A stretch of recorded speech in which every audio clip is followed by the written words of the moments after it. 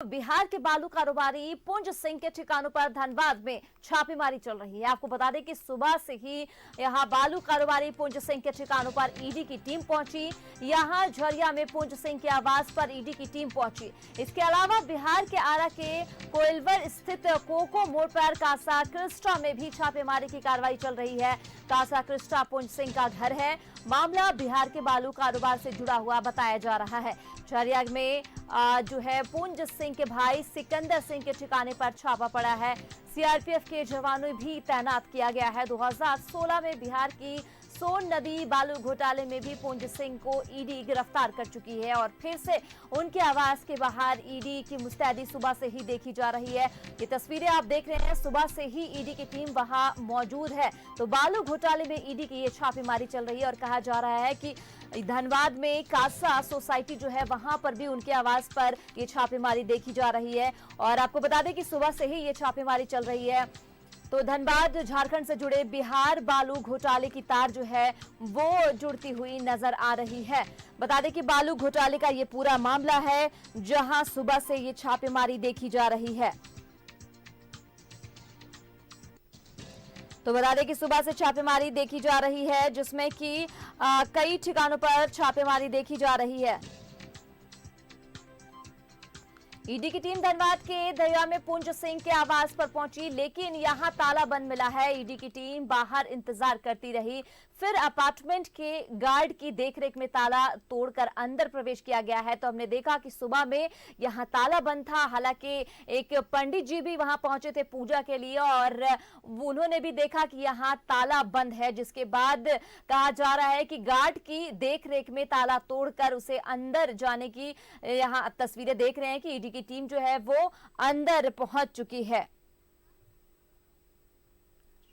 ज्यादा बातचीत के लिए इसी पर धनबाद से अशोक हमारे संवाददाता ज्यादा जानकारी के साथ जुड़ चुके हैं। अशोक, जिस तरीके से बालू घोटाले से क्या ये मामला आ रहा है कि और हमने देखा सुबह से ही कि ईडी की जो छापेमारी सुबह से चल रही है, कई ठिकानों पर छापेमारी जो पहुंची है ईडी की टीम, और सुबह में हमने देखा था कि दरवाजा जो था वो बंद था और ईडी की टीम इंतजार करती हुई नजर आ रही थी और कहा जा रहा है कि गार्ड की देखरेख में ताला तोड़कर जो एंट्री है वो ईडी की टीम अंदर जा चुकी है। आप वहां पर मौजूद है, क्या जानकारी अशोक आपके पास? बिल्कुल, देखिए सुबह में जैसे ही ईडी की टीम धनबाद में दस्तक दी, पहला टीम झरिया रवाना कर गई, जहां झरिया पर छापेमारी चल रही। उसके बाद जैसे ही धनबाद पहुंची उनके आवास पे, तो पुंज सिंह के आवास पर तो पहले से ही ताला उसमें बंद कर दिया गया था। बंद करने के बाद जितने परिवार के मेंबर से वहां से फरार हो गए थे। वो तमाम संपर्क करने का प्रयास ईडी टीम ने किया, लेकिन कहीं संपर्क नहीं हो पाया। एक पुजारी था, पुजारी को बुलाया गया जो उनके घर में पूजा पाठ करता है, और उसको पूछा गया कि आखिर ये मेंबर्स लोग कहाँ गए हुए हैं, तो उसने कुछ भी बताने से इनकार कर दिया। तो करीब 3.5 घंटे तक टीम जो है बाहर बैठकर खंगालती रही कि आखिर ये मेंबर्स कहाँ हैं।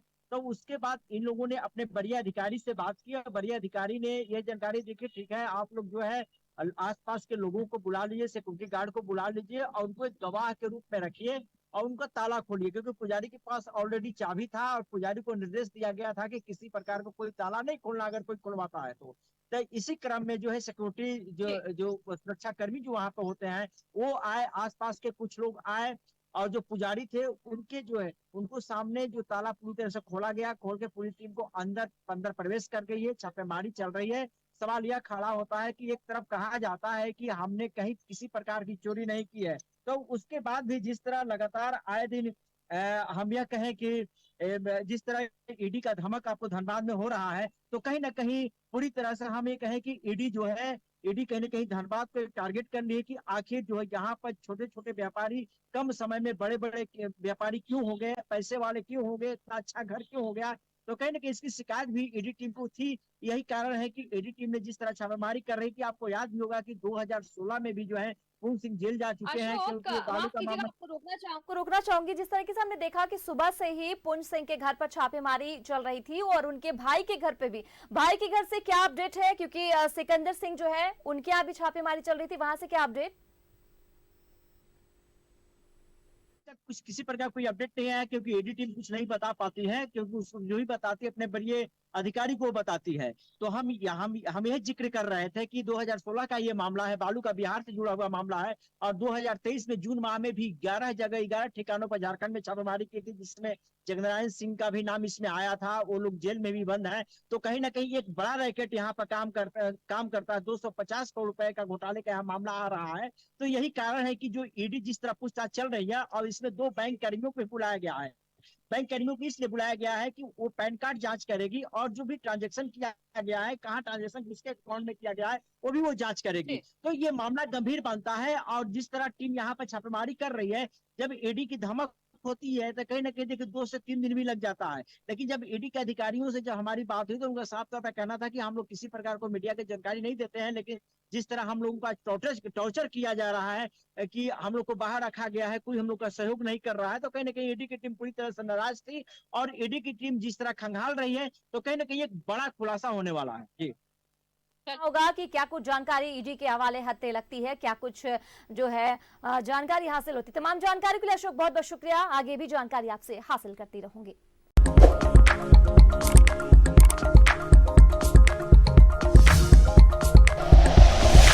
Like and share videos, subscribe करें हमारा चैनल और प्रेस करें बेल आइकॉन। न्यूज़ 11 भारत, सच है तो दिखेगा।